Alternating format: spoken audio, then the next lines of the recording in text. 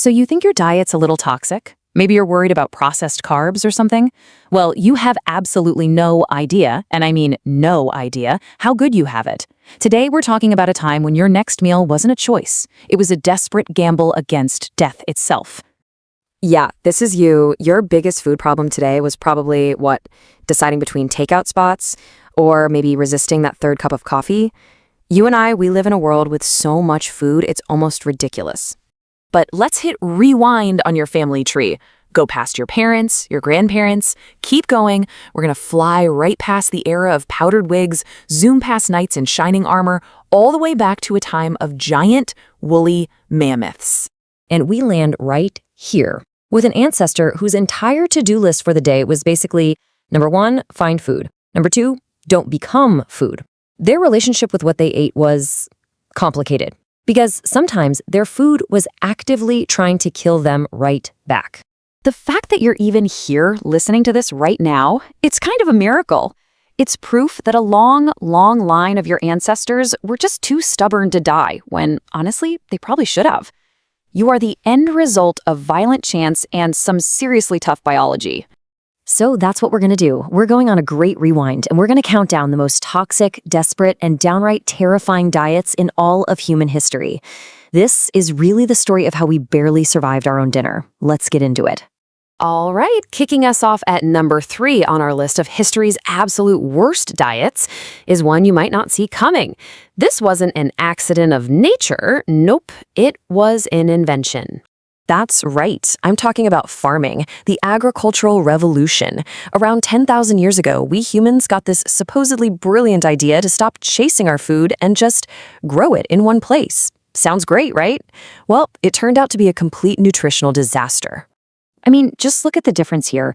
The hunter-gatherer diet was incredibly diverse. You had lean meats, fish, all kinds of nuts, fruits, veggies. But the early farmer's diet, it just collapsed. It shrank down to mostly grains. A boring, repetitive menu of carbs, carbs, and more carbs. And the consequences? They were brutal. We can literally see it in their bones. Archaeologists dig up skeletons from this time, and they're just riddled with signs of malnutrition. Massive vitamin deficiencies, widespread anemia, and oh yeah, their teeth were a total mess from all the carbs.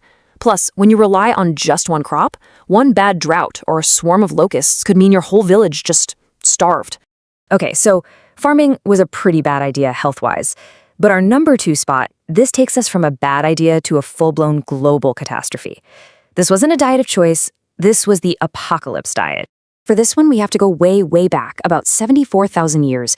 There was a supervolcano called Toba, and when it erupted, the event was so massive it triggered a volcanic winter that almost wiped humanity completely off the map. The eruption was just devastating. For about a decade after, a thick blanket of ash literally blocked out the sun. Global temperatures plummeted, plants withered and died, animals starved. The entire planet basically turned into a frozen, lifeless desert. And the human population? It crashed. It shrank so far down that some scientists believe there were as few as 3,000 of us left. That is a tiny town. A genetic bottleneck so tight that every single person alive today, all 8 billion of us, we all descend from that tiny little group of survivors. It's crazy to think about. So what on earth did they eat? Honestly, whatever they could possibly find. With no sun, there were no real crops, no animals to hunt. Their diet was just desperate scavenging. It was a terrifying game of botanical roulette, chewing on some random plant root and just hoping it had enough calories to keep you alive and not poison you. And that brings us to number 1. The absolute most toxic, horrifying diet in human history. And this one wasn't caused by a volcano or a bad harvest. This was invented by people, on purpose, to be used as a weapon. We have to go to the ancient Persian Empire.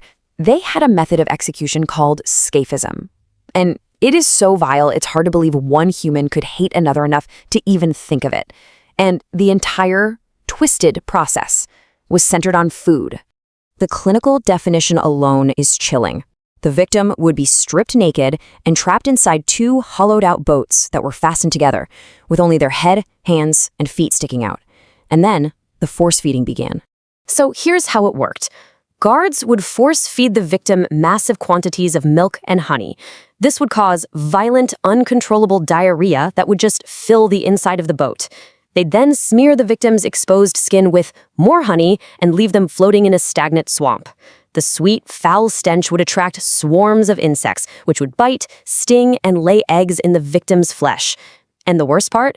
Every single day, the guards would come back to repeat the feeding.